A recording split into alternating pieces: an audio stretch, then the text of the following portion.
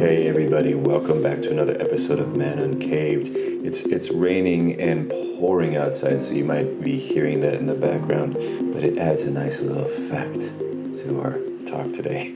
Today's talk, we're going to be looking at what's called gains and risks.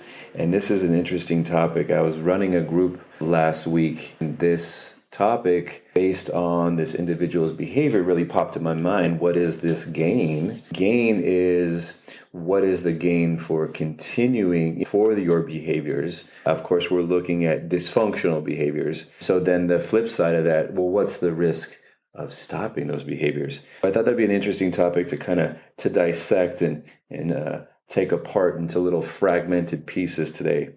When we are looking at the gains, we have to understand the gains of what? I think every moment we're not on a conscious level, but a very unconscious level, we are actually analyzing these two things, and it happens so rapidly. What's the gain and what's the risk? This is happening on an unconscious level, and we're doing this so rapid that we don't even know that we're doing this. This is kind of back to that topic of kind of this autopilot way of living our life that's unconscious and is just making these decisions compulsively. There's an impulse, there's a compulse. We're not actually bringing consciousness to it. So when we're not bringing a sense of conscious to it, we can be acting irresponsible as opposed to bringing consciousness into this and acting responsible. What happens and can tend to happen is, life experiences, whether that's trauma, small t, big T type stuff, can distort our understanding what is going on when we're collecting data. And I use that word data, really talking about life experiences. Life is happening all the time, and every moment there is data happening. We are receiving data as this thing that I like to say is that we're learning to be scientists of self, and we're collecting data. Again, going back to living in consciousness, is that can we analyze this data with honest eyes without using all these other coping strategies, defense mechanisms, projections? The gains of our behaviors are usually going to stem from what is called an emotional basic need. These are needs for existence. As the species, we need these emotional needs from when we're born to when we die. Where we get those needs tends to be the bigger questions, and how we get those needs. We can get those needs behind, obviously, substances. We can get those needs behind people. We can get those needs met behind things.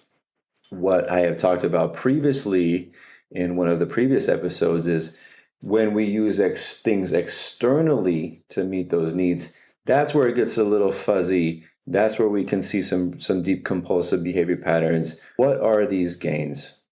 The gains could be as, to feel accepted. A gain could be to feel loved, to feel validated, to have some sense of control or power. Let me just clarify that the child is conditioned to seek those needs externally. Of course, the rite of passage, becoming an adult, has a lot to do with emotional maturity, not intellectual. The child tends to look for those needs externally. Now, we can be conditioned in some type of role and how we've been meeting those needs. Our roles become addictive, and we can understand why. And if we're looking at it from an early childhood experience, then these are what's called the adaptive child. And the child takes on these roles, these adaptive roles, for survival mechanisms. So that can be people-pleasing. It could be a lot of pushing our own needs away to meet your needs, codependency patterns. What's happening is, although those are great adaptive for this early experience within an individual's life, say the child growing up, for whatever the environmental factors are, and again, adaptive for survival, unfortunately, what can happen is if we're not aware of these as we start to grow older, then they become maladaptive. And what is actually happening is they're working against our survival. And we can get stuck in those vicious cycles without even knowing it. The gains that we're starting to look at and to understand what these gains are those gains of, mentioned before, to feel accepted, loved, validated. Now that we have become adaptive and adapted to these roles, and that's what I'm saying, these roles can become addictive.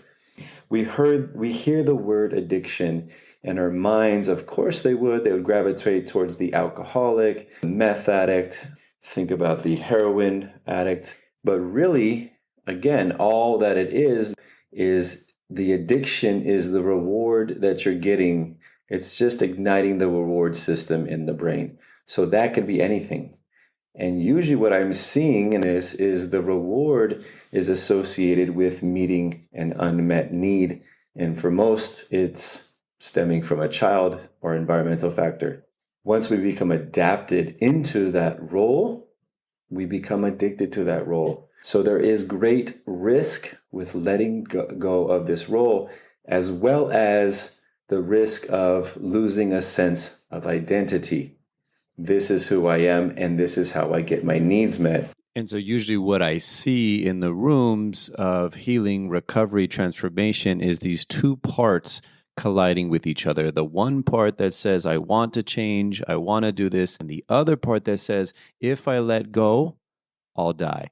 So what could be some of those risks? Well, if we stop these, say, dysfunctional, compulsive behavior patterns, we risk feeling rejected. We risk feeling someone being disappointed in us. We risk feeling abandoned or being abandoned. The feelings of shame that can come up, that we're flawed and defective. So we can create a lot of what is called these avoidance patterns. Now, again, here's another word, right? Avoidance. Think about the understanding of alcohol or, again, any substances. This avoidance, what are we avoiding is to feel the pain of feeling rejected, to feel the pain of the abandonment, to feel the pain of someone being upset with us. And again, that has a lot to do with child development, understanding what abandonment felt like, understanding what rejection feels like, or someone being upset, what happened when someone was upset with you. So these have very deep narrative patterns embedded in them and ingrained in the unconscious of every individual. When we are looking at, when we're trying to understand these ideas of transformation and healing, this is what we're trying to look at. We're looking at what's the gain and what is the risk. Of course, there's going to be a risk for things if we're honest and transparent and things are going on and we have to be truthful. We do risk, right? We do risk someone being upset with us. We do risk someone abandoning us, or not even abandoning us, but just leaving us, or not approving of the words we're saying. And I think this idea of transformation is exactly that, pushing the line, getting into those levels of discomfort. What is it like? And by the way, just because someone disapproves or someone is upset with you on, as simply as maybe even just saying no, that you're not going to do this, someone is allowed to be upset with you, and they can also still love you at the same time. That's another thing, is this idea of two things existing at the same time. When we are looking at it from a wounding, attachment wounds stemming from early childhood and or again micro-macro society, understanding that what can happen within the child is they start to put their situations or people into two categories, black or white. These are extreme thinking patterns. Mom is either bad or she's good.